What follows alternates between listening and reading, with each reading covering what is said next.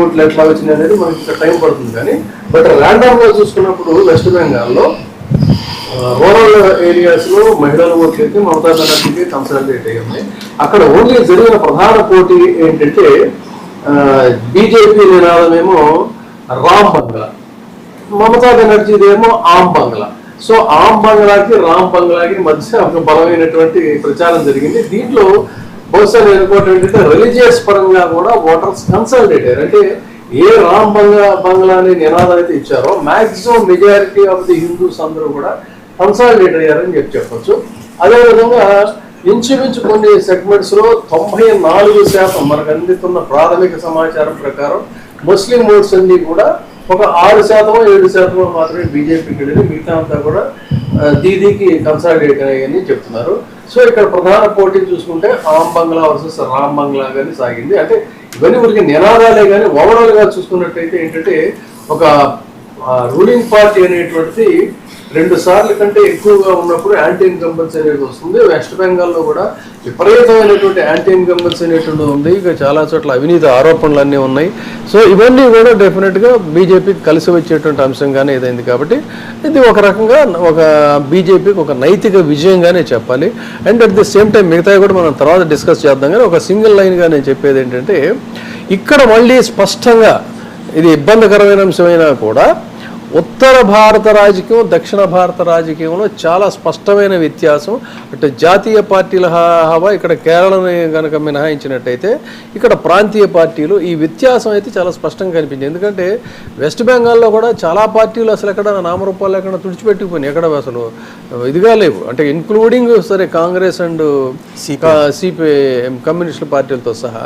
But whereas ప్రాంతీయ పార్టీల యొక్క ఆధిక్యం అనేటువంటిది మనకి ఇక్కడ కనిపించింది.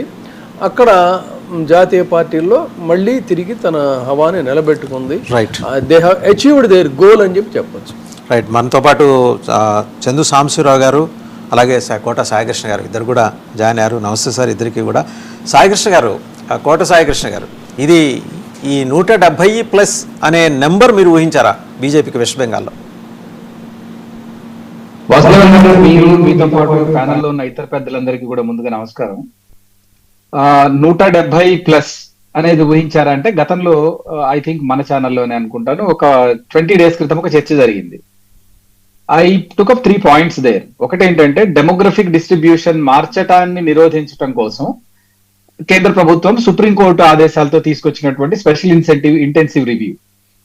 అయితే అందులో చాలా మంది అనేది ఏంటంటే ఎస్ఐఆర్ వల్లనే గెలిచారు బెంగాల్లో, SIR has impacted the mandate of the people అని. But the same SIR has been carried out in Keralam and in Tamil Nadu also. But what happened to the BJP there? So BJP కోసం ఎస్ఐఆర్ అనే అంశాన్ని నేను పెద్దగా నమ్మను కానీ, but SIR has cleansed the electoral roll. అదొక point ఉంది, అదొకటి మనం స్పష్టంగా గమనించాలి. రెండోది ఏమైండొచ్చు ఈ నంబర్ ఊహించారా అంటే there was a speculation but not up to 170. BJP on its own probably will reach somewhere around 150-140 మధ్యలో. There could be a tough fight between TMC and BJP వీటి మధ్యలో. ప్రాబబ్లీ ఆ నెక్ అండ్ నెక్ ఫైట్ లో ఎవరైనా సరే marginal ఒక 10 votes తో 10 seats తోటి బయటపడాల్సిందే అని అనుకున్నాం.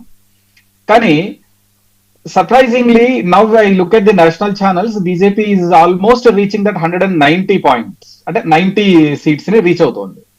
సో ఇక ఆల్మోస్ట్ 5th round కూడా కంప్లీట్ అయిపోతుంది. భవానీపూర్ లాంటి దాంట్లో అయితే ఓన్లీ 5th round ఒకటే మిగిలి ఉంది. చాలా నియోజకవర్గాల్లో లాస్ట్ ఫైనల్ రౌండ్స్ కు వచ్చేస్తున్నాం. ఎందుకంటే మనం 1 గంట టయానికి రిజల్ట్స్ అన్ని కూడా కన్సాలిడేట్ అయిపోతాయి. ఇప్పటికే కన్సాలిడేట్ అయిపోయినట్టు wear the margin is in hundreds. ఆ లాస్ట్ రౌండ్స్ లో ఏమైనా కొంచెం అటు ఇటు అయితే అయ్యుండొచ్చు కానీ, but that does not ఓవరాల్లీ impact the total number of the projected seats. ఇందులో నేను 3 points తీసుకుంటున్నాను వాసుదేవన్ గారు. ముఖ్యంగా ఒకటి, ప్రజల్లో ఉన్నటువంటి అన్రెస్ట్ ఎందుకు వచ్చింది? There are couple of incidents I quote. ఒకటి అర్జీకర్స్ ఇన్సిడెంట్స్ చూస్తున్నాం మనం. 2 సందేశ్ ఖలీ ఇన్సిడెంట్ చూసాము. 3వది రామ్నవమి ఉత్సవాలను గాని దుర్గా పూజ ఉత్సవాలను గాని బ్లటెంట్ గా అపోజ్ చేస్తూ chief minister with her machinery of the governance field లోకి వెళ్ళి ఆపటాన్ని ట్రై చేసి చూసాము.